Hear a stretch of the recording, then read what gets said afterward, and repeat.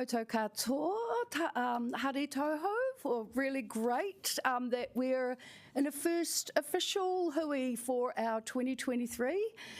Lovely to see some of my colleagues in person, just looking around the room, and yeah, really great to see WCC team back in full action. I can see all the bright eyes and the, as Councillor Matthews says, tail feathers shaking. So yeah, good, we're ready to go. So this morning, to start off, for our first official hui, we have a Future for Local Government review, which I'm very interested to find out more about and see where we've got to. So Barbara will give us an overview, and then Baz and Ben will be on the detail. Just kia ora to Councillor Free and Councillor Panna online, I believe. So do let me know if you've got any questions. But we'll save questions to the end if that's okay, so write them down and we'll go from there. Kia ora. Okay, hand over to you, Barbara. Kia ora koutou, everyone. Nice to see you all. A few people have asked me what I've done to myself, and I think I'll go straight to the probably the end room. I've been fighting a giant squid in Wellington Harbour, and its beak just sliced the side of my hand. Yes, I won, but just needed a little operation to fix fix my slightly sliced hand. So we're all aware local government reform has been going on several fronts. We have the Future for Local Government review, which was a ministerial review with a panel considering all of the issues and receiving submissions from councils and other bodies around New Zealand. We have the Resource Management Act reform process, and of course we also have Three Waters. And as the Deputy Mayor has said today, we're focusing on the Future for Local Government review, and then a briefer part on RMA. In terms of the key themes that we're teasing out in this presentation to you today, they are the result not only of the work that our officers have done in considering the implications, the opportunities, the threats for local government in the long term. We have also had a lot of conversations with all of the other metro councils in New Zealand. So there are consistent themes here that are in consideration with councils similar to us all around New Zealand, and also we have had some good conversations in the region with some excellent work undertaken, particularly by Ben Henderson, led with Baz Kaufman and of course Stephen and his team. And then when we come to resource management, I have said this before, I think this is one of the most significant pieces of reform underway. I think it's important you understand where it's heading and what the implications might be for the role of city councils like ourselves in placemaking, and the way that might work in a local democracy. Whereas the Future for Local Government review may or may not culminate in change. Certainly the RMA reform is well advanced and it will result in change. Three Waters, of course, there is a draft submission heading your way for your consideration in an upcoming meeting. Right, so I'll hand over to the team. Thank you. Perhaps I'd just add something to Barbara's introduction. Obviously, with changes in the with Prime Minister and ministerial responsibilities, there is questions about how fast and how far will some of these reforms go. But I guess that's just a space we've got to watch, and we haven't had any indication that either the Three Waters reform or local government reform process is going to alter, but it's something that we're keeping a close eye on, and we'll just have to see what happens, I guess, in that space. So I'm going to hand over to Ben to take you through basically a bit of a summary of the key themes that came through the report, our view of that, and get your input and create some discussion ahead of it coming through the LTP Finance Performance Committee on the 23rd of February, our draft submission. So over to you, Ben. Cool, thanks Stephen. Kia ora koutou, it's great to be back. I think this is the first workshop for 2023, is it? So what a great one to start off with, I think. So I'll jump through to the purpose of the review. So this Future for Local Government review has been taking place since 2021, with the first report released in late 2021, which started to indicate where the review panel's thinking was heading. Originally, the current report that we're here to discuss today was flagged as being a draft final report, so it would be our opportunity to comment on the recommendations which were going to be put forward to the Minister. Soon to the report being released, the review panel sort of changed tack a bit, I guess, and it's no longer a draft final report, but rather just a report diving into further detail into some of the review panel's logic and thinking. So if any of you have had an opportunity to read it, it would have been great summer reading. I don't know why it wasn't in Joan's picks from WitCools, but it was 271 pages of, I guess, thought process and logic coming from the review panel, and it was the panel trying to articulate the direction they're heading in. And I think if anyone has read the report or at least the recommendations, it's probably fair to say that you'll see that the review panel hasn't quite landed on what they actually think needs to change in totality in local government. So to quickly reiterate the purpose of the review overall, effectively it's come about, the Future for Local Government review came about as a result of, I guess, in particular, the resource management and Three Waters reforms taking place. And so the Minister said, well, if we've got these two pretty big chunky reforms happening, we probably need to take a look at what's left in local government and what needs to change in its totality. So that's what the review panel has been tasked with. The one thing to flag in that is that unlike the 89 reforms, which were all-encompassing of local government in its totality, this review has had at least slightly stricter scope in that it isn't allowed to comment on the wider reform processes and happening in local government. So they're allowed to look at local government as a system, and in particular governance and how we engage with communities, but it doesn't take a picture in totality of everything that local government does, and also those, as I said, the two key reforms as well, and the extent to which local government relies on those functions currently. So that's the headlines. We'll jump on to the thematic summary. So this is just a really high-level snapshot of what are the key themes that are coming through in the review panel's report. And I guess at a glance at all, you can probably look at it and think, oh yeah, I guess that probably makes sense, that all sounds pretty good. Because at the end of the day, what really matters is actually how you implement these themes, right? So these are a result of the 5 shifts which the review panel flagged in 2021, which focused on strengthening local democracy, authentic relationships with Hapu, Iwi and Māori, stronger focus on well-being, more equitable funding, and genuine partnership between central and local government. So we had those 5 key shifts, and now they've started to dive through into, I guess, a bit further detail about what those shifts involve, but not necessarily how we go about improving on them.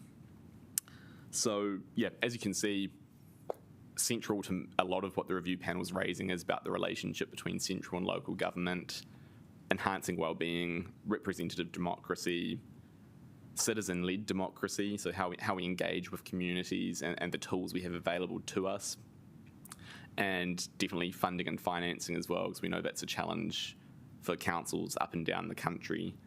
And I think the key one as well is Te Tiriti-based partnership. So how can we actually have genuine, authentic partnership with iwi, and how can we have a system which enables that but doesn't prescribe how it takes place?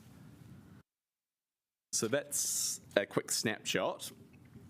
From there, council officers, we sat down and sort of looked at the report and thought, well, here's some of the themes they're bringing up, but what are the challenges we know we're facing as a sector?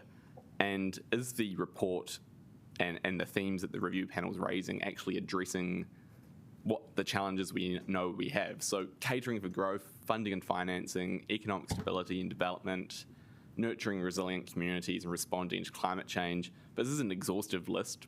It's just picking up some of the key ones. And we all know these are challenges that councils up and down the country face. And so we sort of thought, well, if we know we have these big challenges that we're facing, is the review panel and the recommendations they're posing actually going to address some of these key challenges we know we have?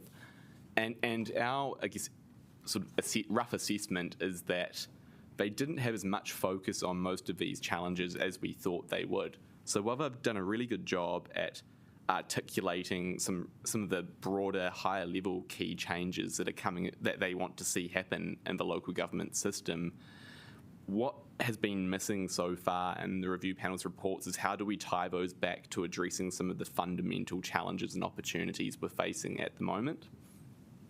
And so you'll see we've done a bit of a rough level of direct review panel focus on these themes.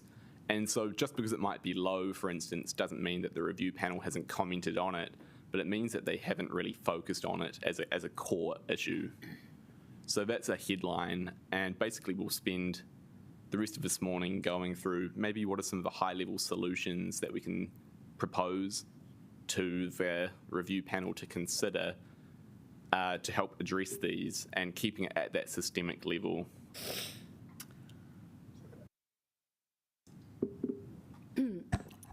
I think we should let Ben go through. If you can write your questions down, we'll do them at the end. Thank you.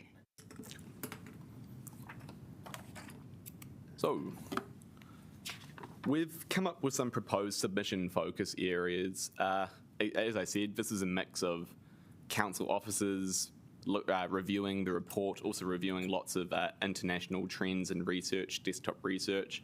It's also a mix of the engagement we had with council last triennium with the review panel. That was May, I want to say, sometime last year.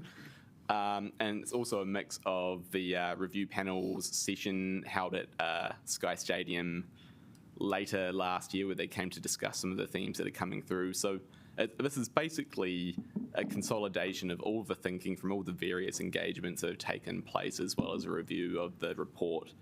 And then us sitting back and thinking, okay, well, what are some of the systemic shifts we could propose to the review panel to consider to at least start grounding their thinking and their logic into at least some more tangible ideas, which they can then think about the detail behind.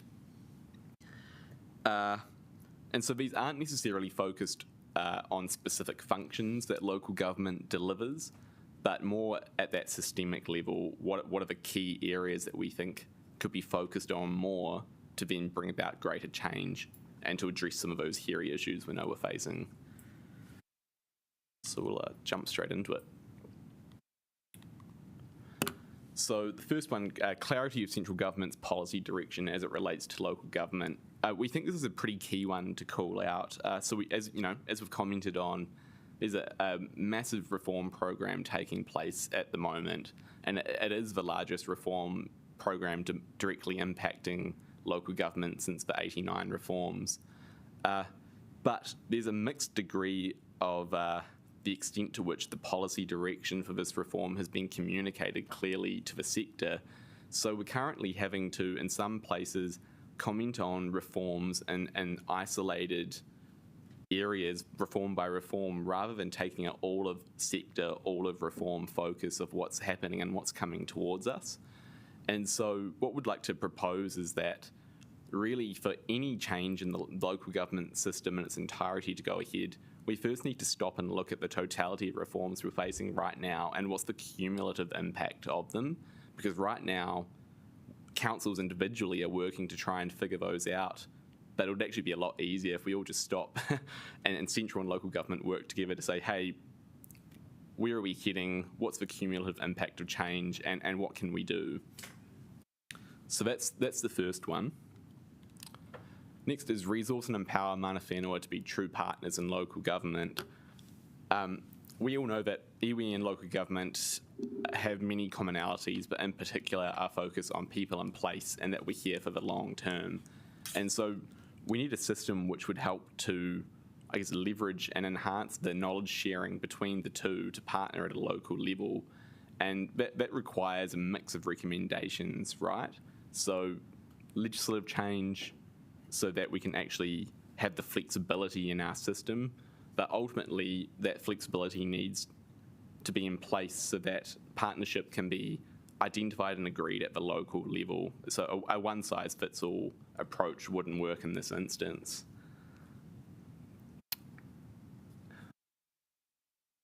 And I think the other key thing to probably comment on here right now is the current burden that iwi face in terms of engagement. We know that for lots of engagements, and not only what we do, but in what central government does as well, there's a requirement to engage with iwi, but there's no resourcing support to help that from either side. So we've got an ever-increasing burden of engagement being placed on iwi, but not necessarily the resource support to come in behind and actually support that. So by taking a look at how we partner in its entirety, that again can help to solve that key issue. Firing through this a lot quicker than I thought we would actually. We're fine with that. Cool. So the next one's enabling cities to champion and grow our competitive advantages. And this covers a few different areas. So that's economic opportunity, being an attractive place where people want to call home, and also, I guess, working on targeting central government levers to have positive local benefits. And so we've seen this work really well overseas, and there's lots of different ways you can go about doing this. But at the end of the day, New Zealand as a country is too small to be competing with each other on a city-by-city and region-by-region level when we're already having to compete with the rest of the world. There's only about 5 million of us down in the bottom of the South Pacific versus, 7 or so billion elsewhere. So I think we could recommend to the review panel that they need to think more about how can we work better together and leverage the tools available to us to actually think about what are our competitive advantages, city by city, region by region, have the tools to support those and grow those so that collectively as a country we can put New Zealand's best foot forward. So that's something which has been quite missing, and as we flagged on that earlier slide, economic stability and growth has been something which is the review panel has been quite silent on. But as we know, when you have a thriving local economy, that enables so much to happen in cities and regions. So it's pretty crucial to give greater consideration to it.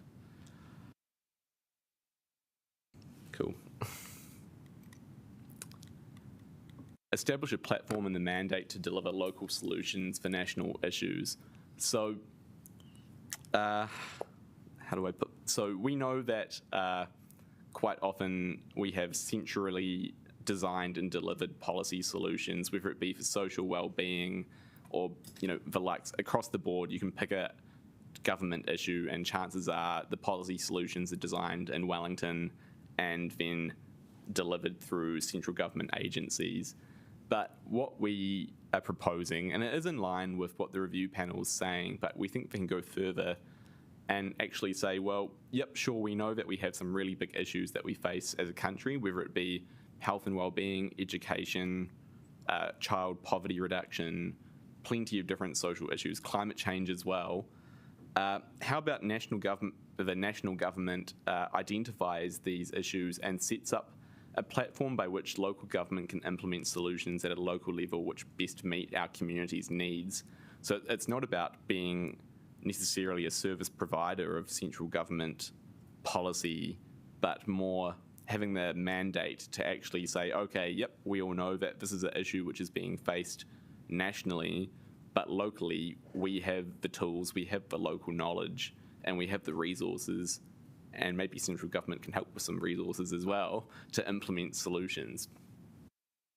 And I think climate change is something where we'll see this being more and more important over the coming decades in particular, right? So we all know it's coming, and we're going to have adaptation and mitigation responses to it, but those will differ based on place.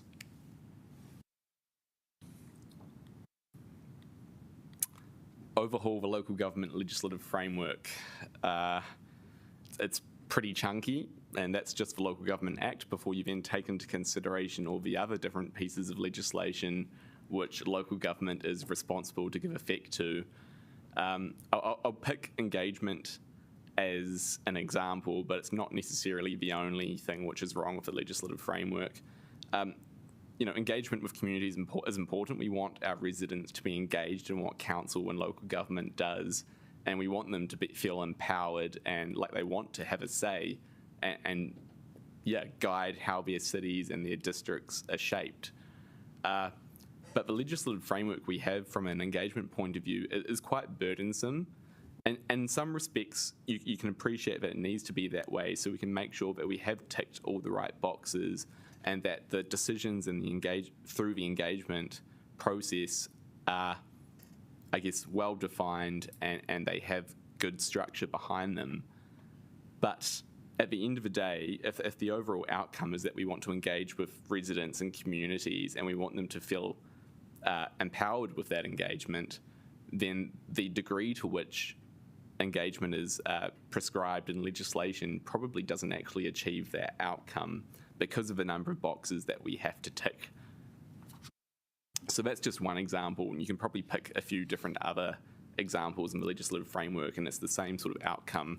So at the end of the day, we think a review of all of different pieces of legislation which local government has to interact with, and looking at what are the behaviours that legislation drives, what are the outcomes it's trying to achieve, and what are the gaps and changes that need to be addressed to actually make it work better.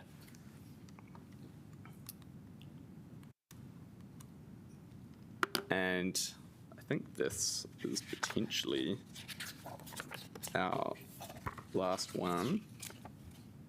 It is too. So take an all-of-government approach to addressing public sector funding and financing. So we know that funding and financing is a challenge in local government. It's been pretty well litigated over many years with many different reports written. But what we've come to the conclusion of, and it's through, as I said, with lots of different engagement with different parties, is that actually at the end of the day, because of how interconnected local government and central government are, just reviewing local government funding and financing isn't necessarily going to actually solve local government's funding and financing problems. We need to take an all-of-government approach to how services and infrastructure are commissioned and delivered, and then look at how they're funded in its totality, and then from there figure out what funding tools need to be placed where, rather than just taking a local government specific sector view of it.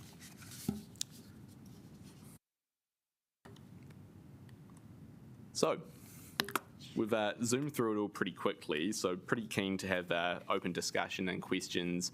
I'll quickly run through what the steps are from here, and then we can open it up to the floor for some discussion if you like. So we'll be back to council on the 23rd. I think it's the LTP committee that we've managed to sneak into quickly so that we can get the submission brought to council committee for discussion. And if there are any amendments and changes that come from that, then we have about a 5-day window before submissions are due to be able to address those if needed. And then the final report is due to the Minister by the 30th of June this year. So I guess if I'm going to have any closing comments, that are up on the screen. We know that the wider government reform program is the burning platform for the Future for Local Government review. The reason it's come about is because of those other big reforms taking place. So as Stephen touched on before, we're in potentially a slight period of flux until we understand what the new cabinet is going to focus on in terms of local government. But I think unless they, I guess, address some of these key issues that we've identified today, they're not necessarily going to go away, at least currently. So hopefully the burning platform doesn't go away, because if we don't address some of the core issues we're facing now, it's just going to be kicking the can down the road for, I don't know, next Trainium's council, or otherwise next generation to have to deal with. So really, I think the key thing that we want to try and drive home through a submission is that we've got some challenges. Let's go about fixing them. Let's not wait any longer. Yeah, I think that basically closes it out. So yeah, as I said, I appreciate we zoomed through that pretty quickly, but we do have plenty of time for discussion. at the end of the day, this is your submission, it's the council's submission, so we're really keen to hear what resonates with you, what didn't, what you thought was missing, and what you'd like to emphasise more or less. So I'll hand it back to the chair. Kia ora, Ben. That's a lot of really great work and clarification there, and really helpful to be reconnected with the work and the key issues for our council and for councils all over New Zealand. Yes, there's a lot in that, but I'm sure some of our team will flesh it out a little bit more. Tim, Councillor Brown, did you have a question to start?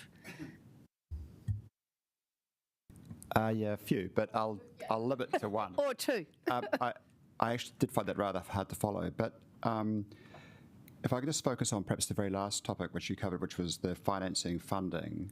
Could you be specific? Could you give us any specifics about what we're doing now that you feel is inadequate, and what specific sort of areas of improvement you would be looking for under the changes that you would like? Try and make it really concrete so I can kind of get a grip of what you're talking about. I'd probably say that I'm not a finance specialist in that area, so I don't want to risk putting my foot in my mouth with anything, but I'd be happy to provide more information on some specific tools. I think we know that in totality, the unfunded mandate is probably actually something I'd give as an example, so it's not necessarily something which we as a council are doing, but it's something we're having to manage in response to lots of central government policy drivers and decision making as well, and then the burden that's placed on local government as a result of that. So having policies which we have to give effect to, but not necessarily the financing or resource to back up the implementation of those policies, that's definitely one financing issue which needs to be addressed. That's more like saying we want more, which is fine, but where's the more going to come from?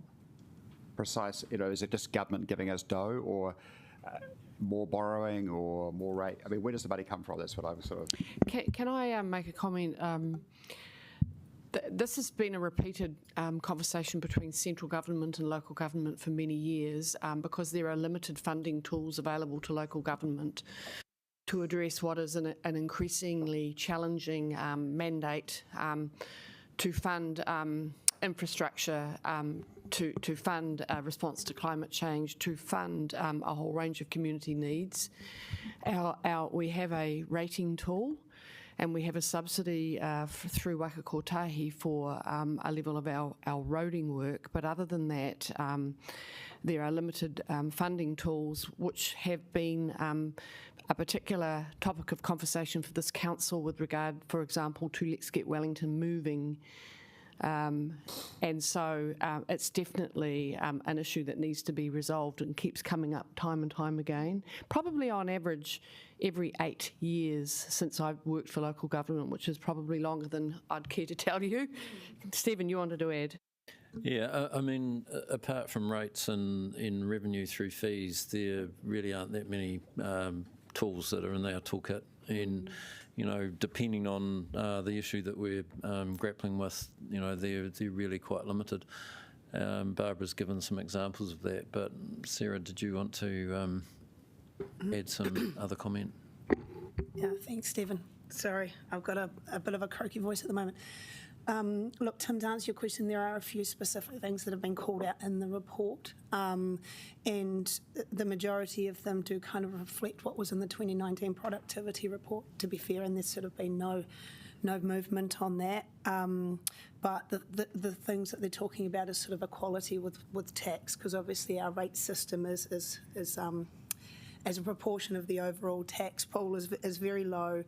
It's steady and it's kind of declining as a percentage, right? There's no sort of, I can't remember the term for it, but as revenues increase, there's no potential for us to also increase our tax because it's not pegged to those sort of productivity or activity type measures, whereas employment tax, etc., kind of the central government benefits from all of those, that lift in wealth of consumers and workers and all of those sorts of things. So there has been talk about sort of looking at how we fix that. There's no solutions in there to that, but it's been acknowledged that that's a kind of a constraint on our ability to rate, excuse me. There are a couple of other specific things that aren't just directly council related. So there's a scheme in there that's been touched on called the Ratepayers Financing Scheme, which looks like similar to what the LGFA does for councils. It's all about supporting our ratepayers and being able to sort of, if you think of that as a reversing mortgage for rates almost, so they'll kind of fund those rates through the scheme to help out our ratepayers. So obviously our rates are being paid on time and in full, so we don't have those sort of delinquencies, and it's really targeted at sort of the current cost of living issues as well. But there's also mechanisms within that scheme that look like helping out with things like sort of small business small loans to ratepayers, and then they can pay it back through these schemes at better rates, similar to what we can get through the LGFA. What about Yeah, that's another. Yeah, thank you. I mean, the GST, are getting a share of that. Yep. I mean, I know that people I've been involved with the New Zealand Initiative, and they've proposed all sorts of sharing arrangements but are we actually going to be targeting specific sharing type deals such as the GST one and things like that? It's in there as a this could be something we could explore, but there's nothing in no sort of context in there, and it is something that's been brought up in all of these reports, and nothing's actually happened with it. So going back to Ben's earlier point about an all of government approach as opposed to just looking at local councils, local government, it would require that collaboration. And one other. Sorry, could I just put up on that point? But I mean, fundamentally, what I'm getting at in terms of our submission is: are we asking for a bigger share of the tax pie, whether it's GST or whatever? Because it seems to me that local government in New Zealand is starved of tax money. That as I understand it, our share of the tax revenue is the lowest in the OECD. And I just feel that a fundamental point we should be asking for is a bigger share of the pie. In terms of what our submission's asking for, I think first of all we need to look at what is the sector as a whole going to be delivered, what are the functions and services we're going to be delivering, and then once that's clarified, we'll then understand not only the governance structures that we need in place, but also the funding and financing tools that we'll need available to deliver what it is we're delivering. So I think it's a question that if the status quo remains and it's just looking at funding and financing, then we could probably come up with some ideas to put forward. But if we know that they're looking at all of the local government system, we need to know what we're going to be delivering first before we then know basically what slice of the pie we need and where the ingredients for the pie are coming from. I mean, we don't have enough income now, right? We're running out of money, and so fundamentally, even if we are only asked to deliver more of the same, and clearly we're being asked to deliver a lot more. So you'd be interested in having something in the submission because you're right in terms of the international context, right? The funding tools available to us as local government is very narrow, like you said, compared to the OECD, but also actually internationally. A lot of other countries' local government pulls on the tax strings a lot stronger than we do. So that's certainly a theme that's been running for a number of years, and it's something that we've submitted and advocated for in the past, certainly to the Productivity Commission.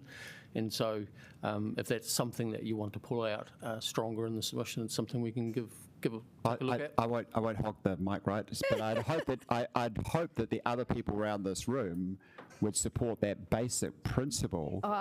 Yeah, absolutely. Stephen, did you want to contribute to this? And then we'll move on. And this is the hot topic. Councillor Brown, no doubt about it, but we've got a few queries, so we'll... I think Baz has covered it off, but essentially the thrust of our submissions should be around new tools much sooner than waiting for 30 years for this to kind of wind its way through. And I was just going to say, the sector has asked for GST shares for many years, and the answer from central government's been a big no in capitals, but that's not to say that we shouldn't continue on that journey. The other thing I was going to say is that what traditionally happens in overseas country where there is central government funding that comes to local government, it comes with strings attached.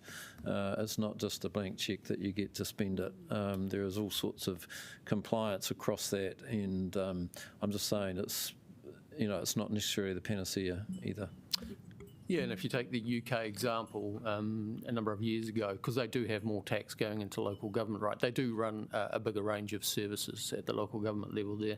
But then when the economy does go down, as a consequence, there is less money going into local government, and as a consequence, you see a reduction in services. So, you do see it oscillate from time to time. So just something to be aware of. It's a double-edged sword. One more point. Can I just make one more point? Probably one of the key mechanisms that I think we should push for is central government paying rates, because at the moment there's no requirement on them to pay rates. So we are, and it's Wellington, but there's a lot of councils out here when you're looking across the country that are affected by it, because things like Dockland, schools, hospitals, none of them have a requirement to pay local government rates. So I guess if there was one in there that I would look at as a nice way of getting money from central into local, that would probably be the one that I would push.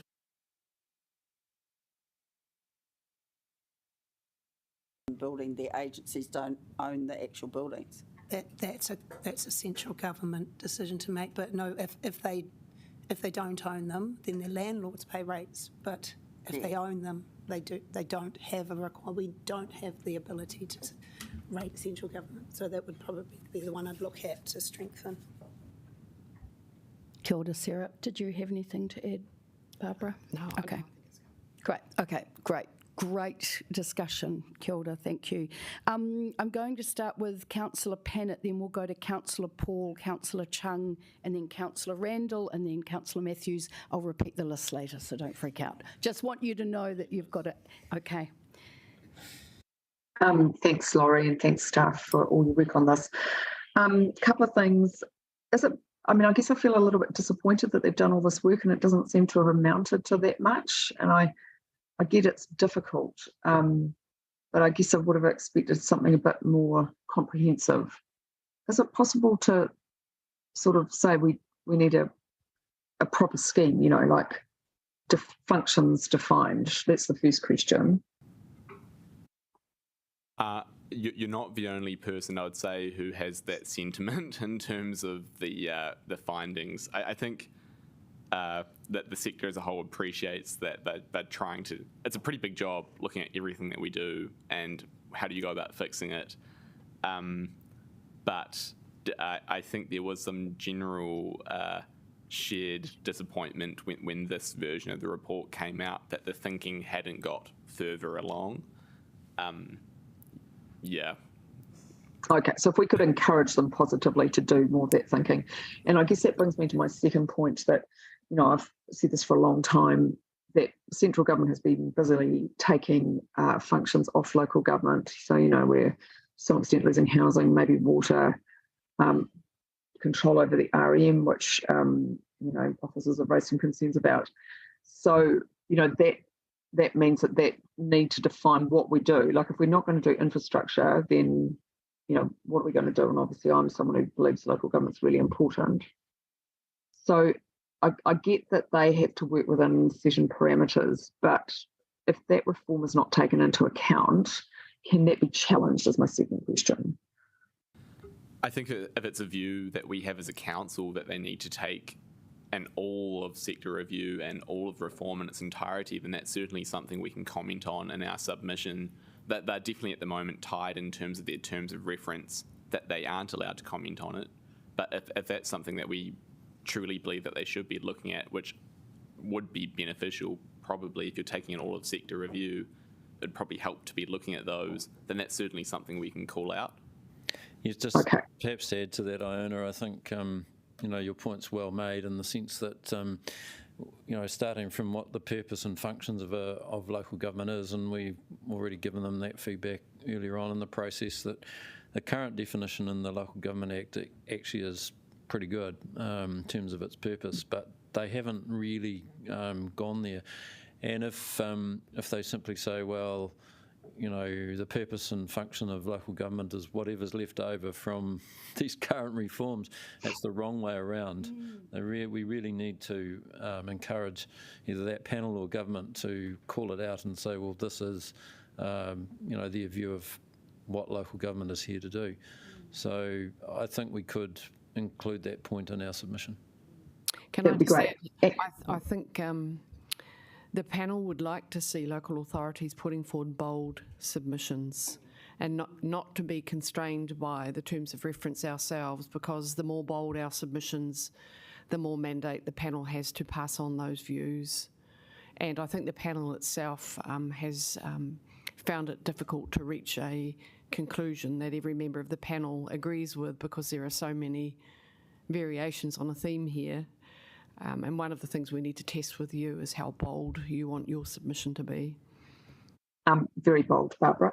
And for me, and just the last question, building on Tim's question, the funding issue relating to climate change, I think is really important to stress, because it literally is going to cost cities billions of dollars to get ourselves out of the mess we've got ourselves into. So really, like, figuring out who's going to pay and how is going to be a critical question. Just have a response to that. And so, interestingly, this is one of the only areas in the whole entire report where the review panel focused on climate change, and it was in terms of climate change funding. And so what they've effectively proposed is a pot of money be established from central government for local government to be able to access to fund mitigation and adaptation. So was it both? Yeah, but both responses. That's effectively what they've put forward, is that there needs to be that pot of money there for us to be able to access to then implement those climate change solutions at adaptation and mitigation solutions at a local level.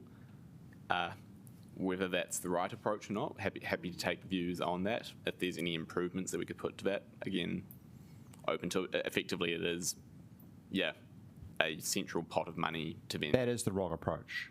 I mean, them having a pot of money that they control is not what we want. We want to have money that we have access to and discretion over, really, don't we? So could I just make the point that we just say there should be a range of funding tools, you know, and that's going to make up the best solution, not just one thing. Thank you. Thanks, Councillor Pennant. Councillor Paul? Kia ora, Ben. Thanks for that presentation. It's actually really interesting, and I thought it was really easy to follow and super interesting too. So thanks for that. Kind of off Iona's point about the all the functions kind of being put elsewhere. I think that's kind of related to the fact that there's such low turnout, and across the country representation is so poor. Like, we can't truly say that communities, I mean, I think we're doing pretty good at this council, but we can't say in most places that the councils look like the communities that they purport to represent. So is it in scope, or are you guys going to be making any recommendations around turnout and about representation of councillors too? Yeah, it's definitely something which the review panel's commented on a fair bit in terms of how do we turnout. So they've identified a few things. Lowering the voting age is one thing they've identified, which, you know, we have a current council policy in support of that. The one thing, I guess, to look at, and I don't understand I don't know the figures behind it, is increasing the total number of eligible voters going to result in an increase in the percentage of turnout. So that's something to consider.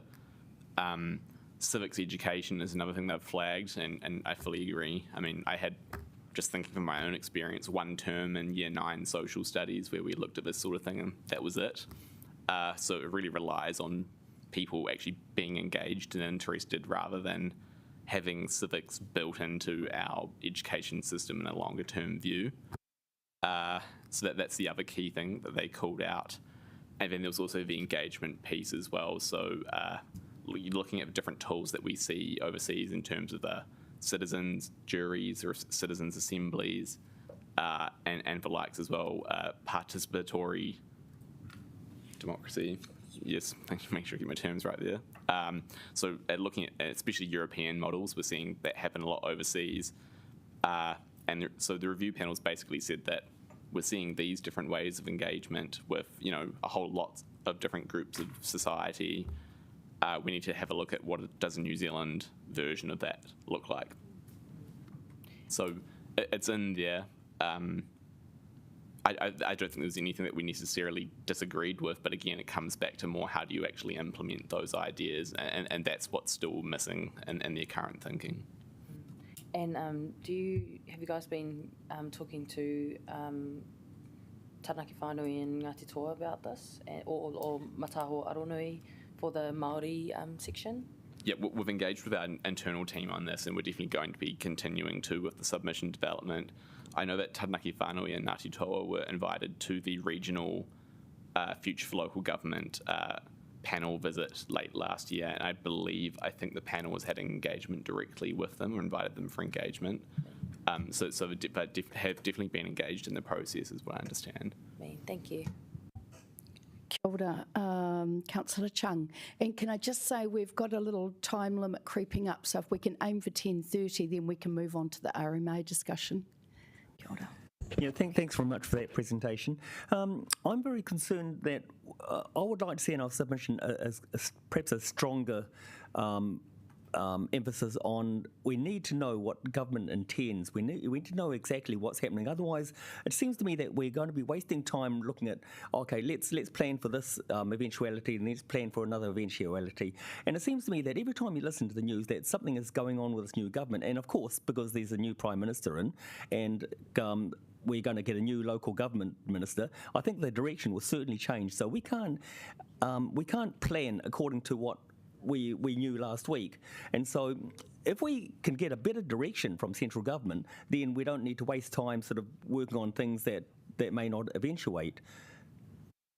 Yeah, and that's definitely a point which we are keen to drive home in the submission, right, is we need a clearer view of what is the overall reform journey and what is the end goal that central government's working towards, so that local government as a sector can actually partner, we can partner together to then go on that journey, because right now it isn't clear. And then, add on top the new Prime Minister and changes in cabinet, that does put in a little bit of uncertainty in the shorter term. So overall in the reform program, we definitely need to understand better what those milestones are as a sector and what's the direction we're heading in. And in the short term, I guess it's probably, for us, it's going to be a case of waiting and seeing that with the changes in cabinet, are we going to be hearing any further clarity and direction? That's we need a crystal ball for that one, probably. Yeah. So in the meantime, then, do we actually need to do anything until that direction comes out? Like, are we actually putting effort into defining, our direction or anything while we're waiting for this?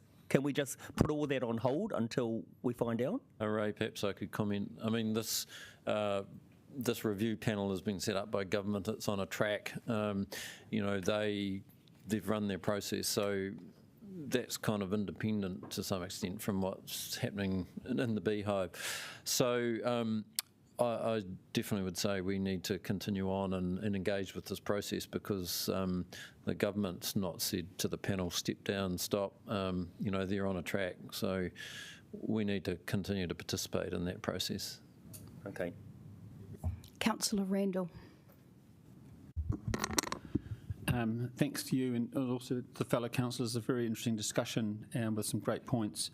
I want to pick up on a couple of things that Councillor Brown raised. First of all, in terms of explaining what's happening, I do think having some examples, either current state and future state, would add a lot to the immediate understanding of what the point is.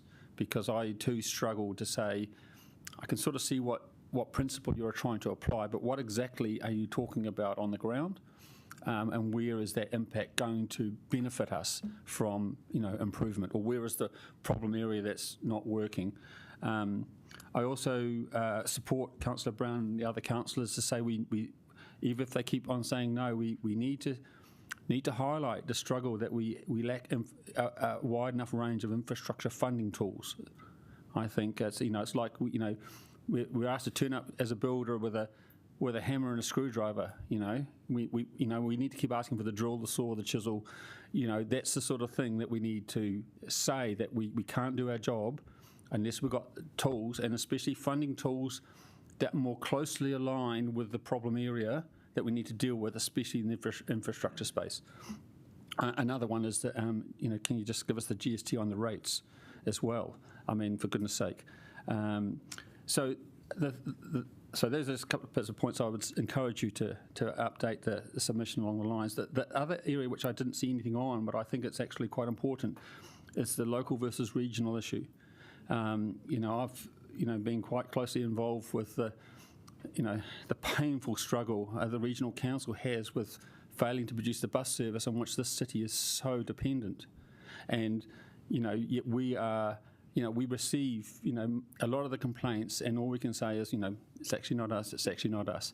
And so this range of services and the disconnect between a service that's provided by another organisation ourselves, I think we ought to, I would encourage to say that we need better alignment in that space.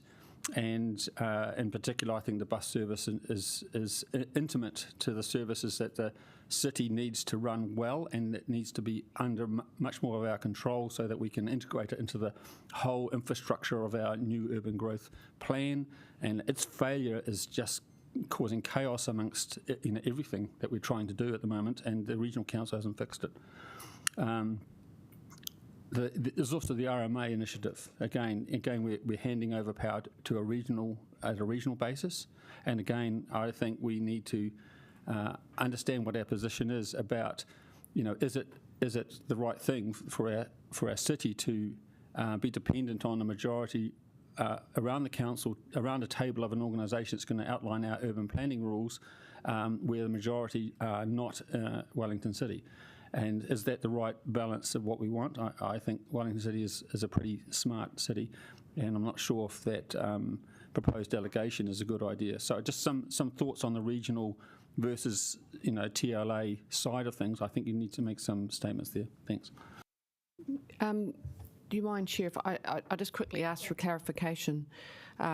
Because one of the elephants in the room often in these discussions in the region and around New Zealand is the question of the units of local government in New Zealand. So, for example, there are councils around the country that are unitary authorities, so a region where there isn't a separate regional council, a separate territorial. Auckland is a unitary authority. Gisborne is a unitary authority, so is Nelson and so is Tasman. And then other regions in New Zealand have the separate system of a regional council and territorial local authorities. And of course, in our region, we have, I think, 9 councils in total for a region with a population of something around 400,000 from memory.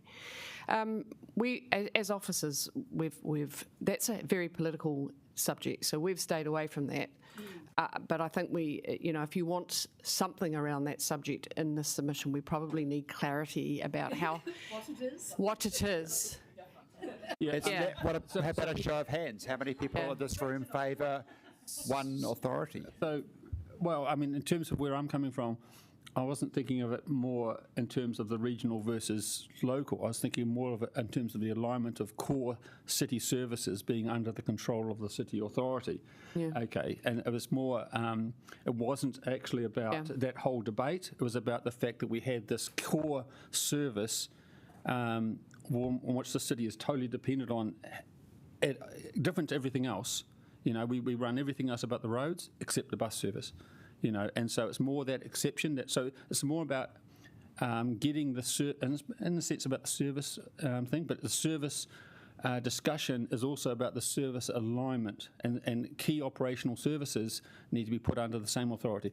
Which that authority is a different discussion. Okay, that's a slightly different discussion. But I think what I can see with the bus service is that we've got a misalignment. And this is an opportunity to reform to say that we can't have that misalignment on these services. So whoever runs transport, whether it's done regionally or locally, but it's got to be done singly. Councillor Randall, can I just thank you? You've got. I think Ben, you've got that point through. Great. Okay, I'll keep just because we've got 5 minutes. So, Councillor Matthews, thank. Yeah, just a very brief comment about sort of emphasis, and I would think about about our funding tools particularly that they're not modern. And when I think, the two issues that I think about is climate change, that we don't have many of the powers that we would like to have to be able to reduce our emissions as a city, and but also about the kind of, I guess, democracy being tied, and also our funding system being tied to home ownership, and when we have 40 to 50% of the city as renters, and I think that those kind of issues, it's no longer fit for purpose of a modern kind of New Zealand city. So that's just a point of emphasis that I would like to have there in the submission. Thank you. Thank you. Kia ora, thank you, Councillor Matthews. Good point. Poiwi Liz, would you? Okay, kia ora. Thank you for that presentation. First of all, I've got to admit that I haven't read the 271 pages of the report, but I am interested, and at local government conference I did raise with the panel a couple of them with one of the things that did concern me, and so you can tell me, because I know you've read it, if this is in there. So one of the things is around participation and encouraging more people to participate, and particularly for more Māori to participate. And one of the issues that came out in the last election, which was really, I think, needs to be addressed, is that we had the Māori seats, which was great. So all anybody who was on the Māori roll could vote for the candidate that was running in the Māori seat, but that was all that they could vote for. So the anomaly was, in my ward in Porirua, there were 5 candidates that ran, but because I'm on the Māori roll, I could only vote for one candidate that was running, that had put their hand up for the Māori seat. So all I could vote for in the local elections was the one Māori candidate and the mayor. And I don't think that that's fair or equitable, and it's not encouraging participation. So I think it's wonderful that we've got the we now have the ability for us to vote for a Māori candidate. But I also believe that if every other resident in the city or in my ward has 5 votes, then I should be allowed 5 votes as well, being that I can vote for the Māori candidate and 4 other candidates that are going to represent me in our ward. So I really would like to see something about that addressed in these reforms, and I think it's bold, because they'll probably have some reason why you can't do it, or this isn't the place or whatever, but it really does need to be addressed. And I know from my relations it's like, okay, they all went and voted because we wanted to support our own, but that wasn't fair, because that was the only person that we could vote for. And as Māori, it felt like, well, yeah, okay, you want to have Māori representation, you've got it, but that's all you're getting, that one vote. So I just wanted to put that out there. That's a great call out. Not to that extent, is what I would say. So they have commented on our voting system in general as part of that wider, how do we get people more engaged? And that's one thing we need to look at. But they haven't drilled down to that level in terms of the voting system for Māori wards specifically, and again, the rules around that and what are the behaviours that are being driven from it. So definitely. But even if when you're writing it up as our submission, if you give that example, I mean, anyone can see it's not fair and it's not equitable. Ka pai. Thank you. Kia ora, great point, Poiwi Liz. Yeah, okay, Councillor Free, are you online? Yes, I am. Thanks, really interesting conversation. I'd just like to really back up quite a lot that's been said, especially Councillor Randall's point about the regional versus local when it comes to some things that really cut across boundaries and don't work particularly well. And I think for me, the huge infrastructure deficit that we're going to have to fund is a real concern. So I think about how we had an earthquake that wasn't sufficient enough to get insurance help, but yet ratepayers had to somehow fund it. A lot of the consequences of that earthquake. And I just think there's got to be some more thinking about how we're going to fund the infrastructure deficit, especially in relation to natural disasters. That's it for me. Absolutely. Thank you, Councillor Free. The risk liability that local government carries and using seismic risk as an example is definitely something we'll be calling out for a Wellington City specific example. So I probably should have reinforced it earlier. So we know that's definitely a issue which, again, up and down the country, people face it, but we know in Wellington, it is definitely something which is front of mind. And so it's also part of that wider conversation about what is the risk that local government's carrying on behalf of the implementation of central government legislation. So building consenting is another area as well, right, where we're the consenting authority and issues can play out in terms of consents. And at the end of the day, it's local government who's responsible for carrying the risk of those consents. So definitely, no. And if I can just make one more point too, it'll be really nice if we could be more transparent about what ratepayers are actually up to for paying. Especially in regard to Three Waters, it's sort of, and those levies that might be coming onto us, and even the amounts that we pay to the regional council versus and how that's spent. Some of this is really not very transparent, and I feel with the funding deficit we've got, it's really important that we've at least got transparency. Kia ora, Councillor Anyway, Free. just another point. That's great And point. thank you for your comment. Councillor Winera, and I've got a couple of questions too. If there's any chance I can slither in, I'd appreciate it. Yeah, I'll be very brief. Firstly, what was the composition of the local government review panel, i.e. membership? Yeah. Who are they? So there's Jim Palmer, who is the former chief exec of Waimakariri. Yes, he was chief for about 17 years. There is, you're testing my memory here, Penny Hulse, who was a councillor up in Deputy Mayor of Auckland Council. Up in Auckland. Former Deputy Mayor. There is Antoine Coffin, who, I think I said that correct. I don't know much about his... Yeah, look, but my point is, my point is they're all local government people. No, they're not. No, they're not? Okay, fine. No.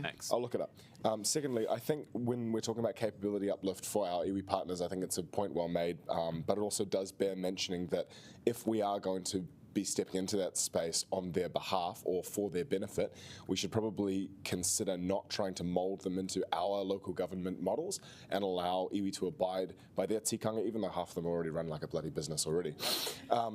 Just a point there. And then finally, with regard to the regional conversation, I think regional identity does have international advantages, particularly with regard to immigration, tourism and the like. And so I do understand the comment about New Zealand is too small to be internally competing. But I think we probably want to avoid a situation where we all end up as cooperating arms of central government. And I think there are definitely ways to leverage our competitive advantage without losing some of our identity, because I think Wellington is possibly is probably the metropolitan area that benefits the most from having a distinct regional identity. And I think that's something that we should stress in our report. Cheers. Cool, thank you. Kia ora. And just a quick one from me. What does the government mean by being a champion and activator of well-being? Or sorry, was that in your, what does the well-being actually mean in this instance? It's a very good question. So we know that currently our purpose in local government is the four well-beings. And so that's language coming through from the review panel as being a champion and activator of well-being. And we would also appreciate some greater clarity in what that does actually mean in terms of the functions that will be responsible for delivering. That's what I'd like to, please. Yeah. Andy, can I just a quick, because I've been around long enough to have been there when this Local Government Act was formed, and I do remember the conversations in terms of the purpose of local government and promoting the four well-beings. They gave us freedom to determine a lot of our own functions. So the central government doesn't tell us what all of our functions are, but a number of them are starkly obvious, of course, and some of them are regulated. The fact that we are a regulator of building consents, resource consents at the moment. Clearly, we are the owner of a significant proportion of New Zealand's infrastructure, but we do have the freedom to add a whole range of other things, and so we are not required to have parks and gardens. We're not required to have libraries or art galleries or museums. We're not required to have community services departments, but all of these are ways in which we enable the delivery of good outcomes for our specific communities, and I think the Act empowers us to recognise that every community has different needs, and then therefore each council will respond to those needs in a different way. So we have a lot of things in common, but councils around New Zealand do many different things as well. Does that help? Yeah. Yep.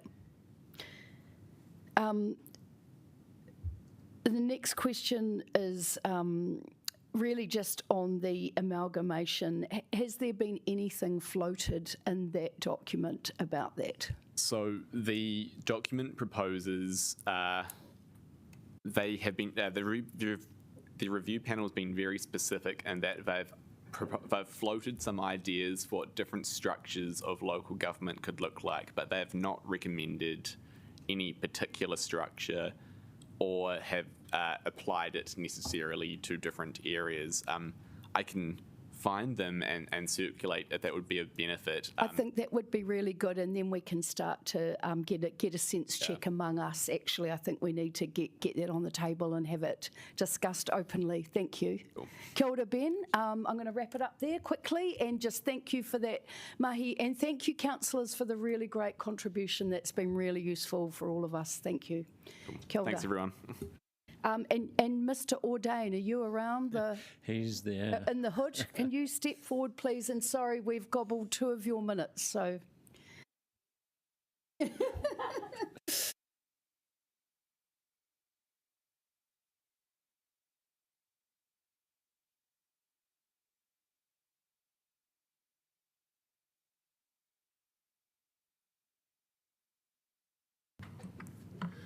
Excellent. Good morning, councillors. I'm to speak to you about resource management reform. Now, if you didn't enjoy the 272-page document, the 800 sections of legislation published just before Christmas for your feedback, probably not going to delight you. Essentially, the government has proposed a whole series of reforms which interrelate, but they're on separate tracks. The RMA, the Resource Management Act, is a fusion between environmental law and planning law that is used to govern the environmental and economic outcomes of New Zealand. It's an exceptionally unusual piece of law internationally, and that planning law and environmental law are normally separate and held in tension, but we've combined them. The proposal is essentially to repeal the Act and replace it with 3 acts. The Spatial Planning Act, which introduces regional spatial plans, which are essentially there to coordinate development with infrastructure, to make sure that in the long term, the investments of councils and other infrastructure providers are supporting the future development that's required to underpin people's well-being. The second act is the Natural and Built Environments Act. That will replace the consenting regime, so it effectively replaces the district plan. The third act is the Climate Change Adaptation Act. That triplet is missing. So the other 2 have come down from Parliament, but the third one is delayed. We expect that to advance before the election, but we have no further information for you at this time. If we move to the next slide, please. Oh, there we go. So what you have before you is a submission that you are due to debate at tomorrow's, due to consider at tomorrow's committee meeting. At a very high level, what the 2 acts before you do is establish what's called a regional planning committee. the Regional Planning Committee is responsible for the production of planning instruments. So the Natural and Built Environment Plan I mentioned, so the thing that will set the criteria against which consents are considered, will be set by that committee. The Regional Spatial Plan, which is what will drive the long-term future of the region, that too is set by that committee. Wellington City will have one seat on that committee. So each local authority receives one seat. Each iwi body receives one seat, and the committee can also invite other parties onto it. The government also receives seats. Now, the things for you to consider are, first of all, the proportionality of that. And so this is where it begins to interlock with your previous discussions about the Local Government Act reform, in that whilst the rates that will pay for this structure will be collected by your organisation and the workers provided by your organisation, you won't necessarily have the alignment to the representative structures for the expenditure of those rates and resources. The second thing for you to consider is that the consenting regime will be divorced from the policy-making regime. So that regional committee will set the criteria against which your officers will continue to consent buildings and developments in the city. However, you will not have the same degree of control as you have had previously.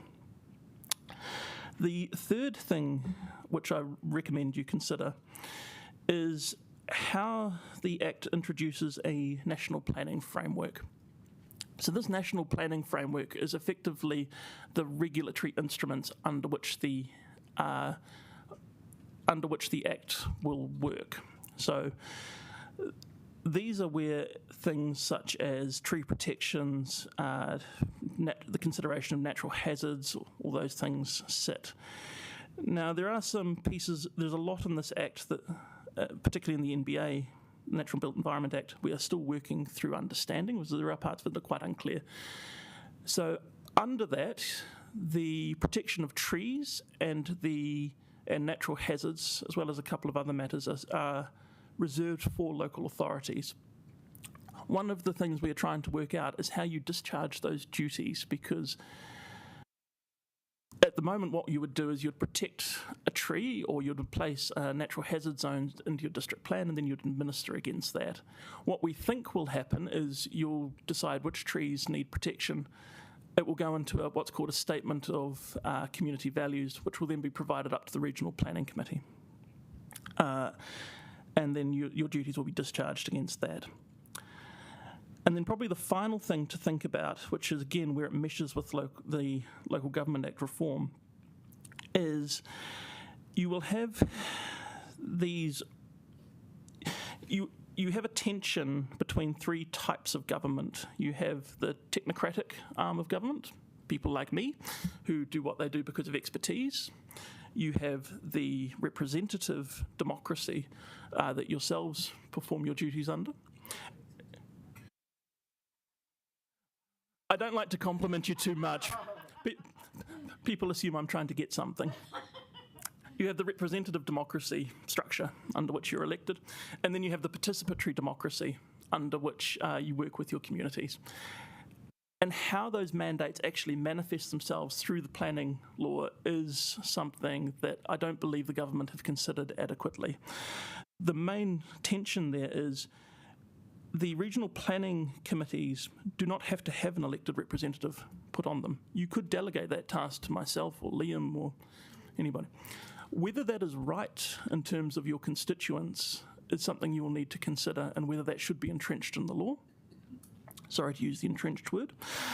The second thing which I'd recommend you consider is how the consultation and engagement mechanisms work within the law. So how does that body reach to the community and account for some of those local differences? So, for example, the way that the Tawa Community Board operates in Tawa compared to, say, how a community north of Otaki might operate.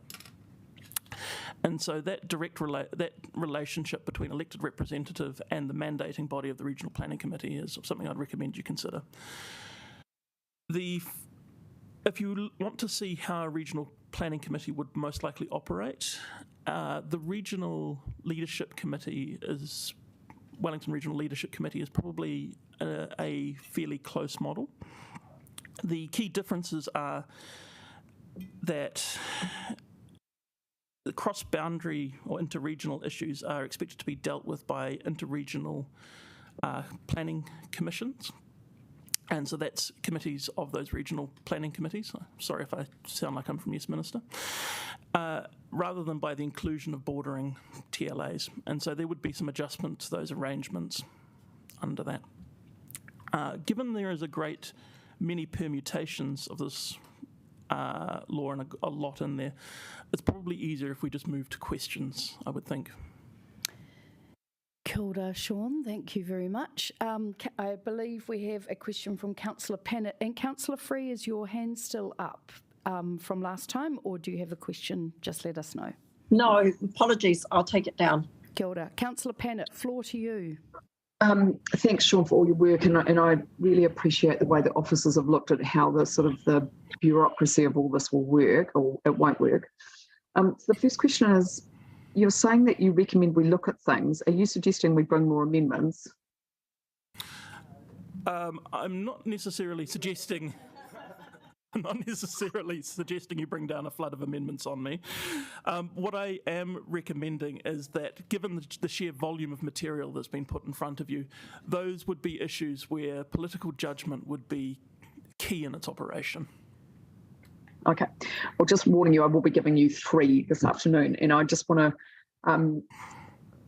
My central concern is, while you've tried to rectify it, is that you're still running the argument that we need to balance between economic development and the environment, just as we're seeing in real time the impact of damaging the environment up in Auckland and Northland. Would you be amenable to having stronger wording around the need to urgently protect our ecological systems in order to meet human needs? It's not a question of whether I'd be amenable, rather it's whether your colleagues are. But it's a scientific question as well, Sean, like that there are limits, which of course the legislation looks at setting. It's not just a political question. It's how many resources we've actually got. Yes, so the difficulties in that are the scale at which those limits operate. So the limits within the carrying capacity of a single catchment are different to the limits of the entire country when you consider it that way. And so what that means is there's a tension when you are consenting nationally significant infrastructure. And there's a question whether they should be consented against regional or local environmental limits or a national one. So, for example, a new railway line to Palmerston North or something like that.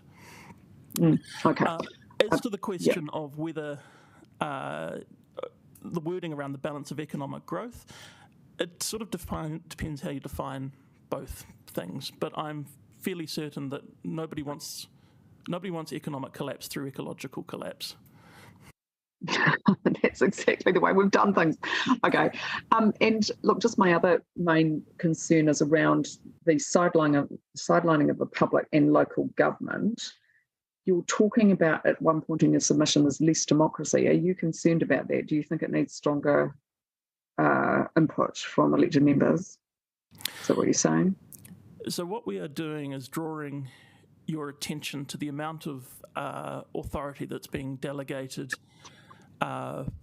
from elected representatives to appointed officials, and to understand your comfort with that, and also to understand how you as representatives of your constituents see that mandate flowing through to make sure the planning system has the democratic mandate it needs to function.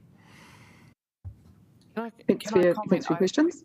I think Sean has pointed out that a regional committee would undertake a number of functions that you currently carry out on behalf of your city, and that you would have one representative on that committee. That is a significant change. This would mean that you could be outvoted by, say, Carterton and South Wairarapa districts, despite them having less than half of your population.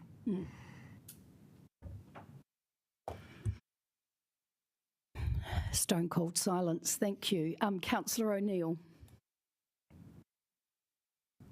Thank you, Sean. I just wanted to get your view under no rights of appeal or the provision for certain groups to be able to lobby RPCs and kind of like, do we have any concerns around transparency or what will be the formal ways in which groups can engage with RPCs?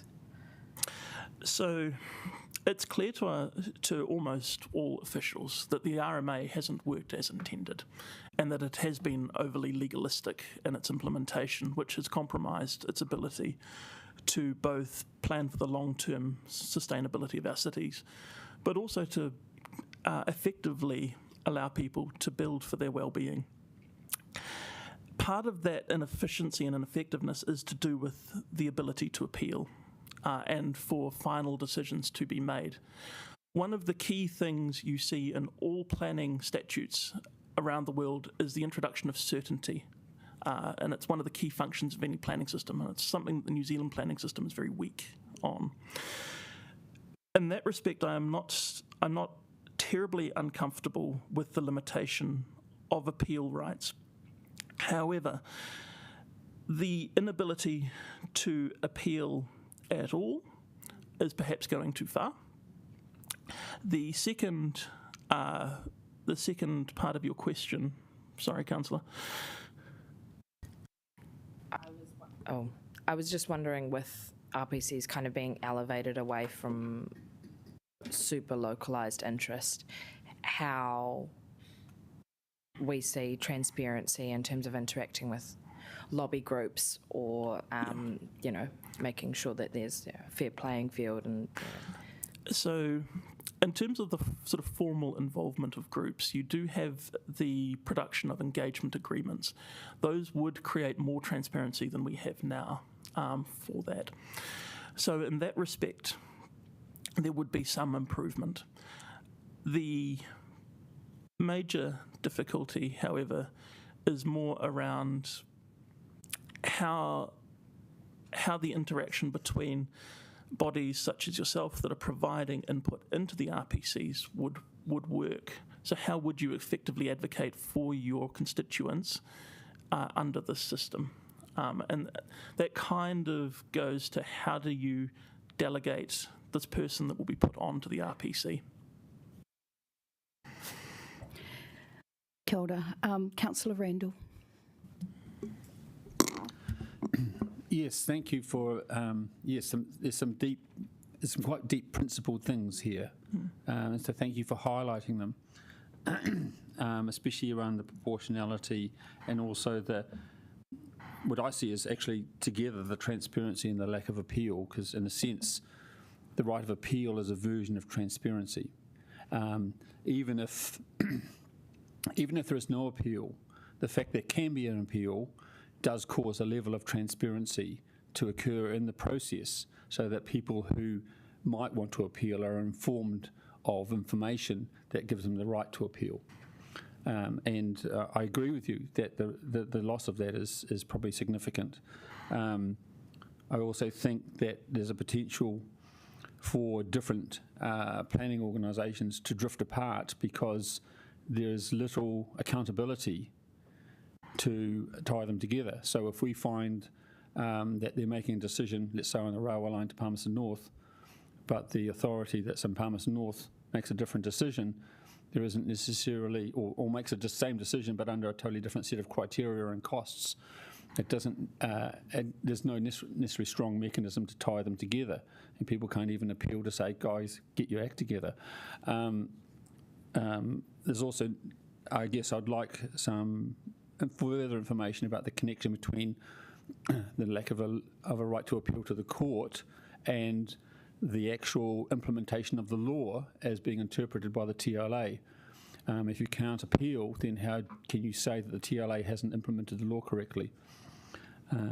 So ultimately, I would like you, if I can ask you in the next day or two, to provide at least me with some more information. I'm particularly interested, not to dive into the whole 800 pages, but I think you've outlined, 3 or 4 key problem areas, and I'd like your guidance to see the descriptions in the actual documentation that outline those problem areas. You know, in other words, what is the problem they're solving by putting this committee together in this way?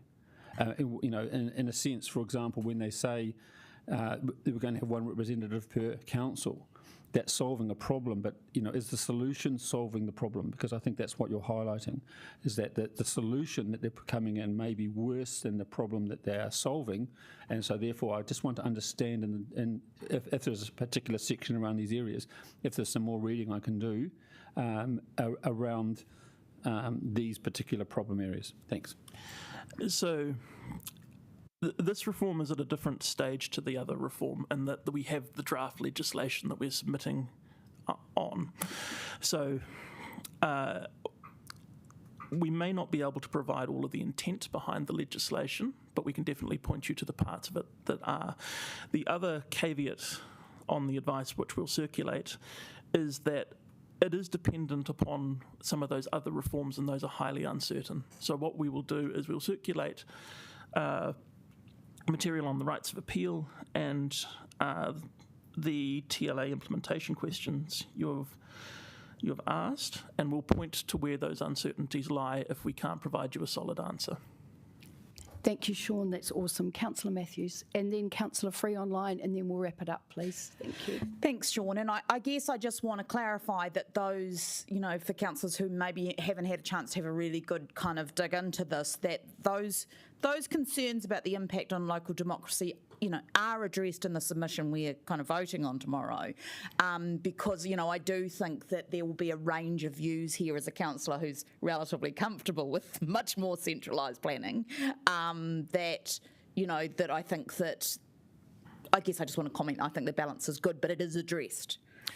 So yes, yes, it has addressed it. It's been called out in its own paragraph section, and the reason I'm pointing you towards it is because as representatives of the people, you have much more of a stake in that than I do, and I want to make sure that it is correct. Kia ora, thank you. Councillor Free? Yeah, thank you. I just want to back up my concerns that were raised again by Councillor Randall about proportionality. I think that proportionality doesn't really work very well when you've got lots of TAs of different sizes. So I feel as if you're going to have a move to this kind of model of decision making, you also need to look at whether there's a wider reform that's needed to bring about a more equality in the kinds of sizes of TAs and the numbers of population they're representing. It's just something I noticed on the Regional Transport Committee. It was just one representative there amongst 9 for a whole city. And we had 3 Wairarapa mayors there. And also, you know, it just felt to me like the diversity of concerns in such a big geographical area such as Wellington were not very well served by just having one representative. And I'd be really, really concerned if we moved to something like that in our planning. Great. We've got time for debate for tomorrow, but so we'll wrap it up there. And Sean, did these slides come through? Forgive if they didn't, I didn't see them, but are you going to send through some more info, and maybe if the slides weren't sent out, could we have those as well? Certainly. Kia ora. Kia ora, councillors. Yay. So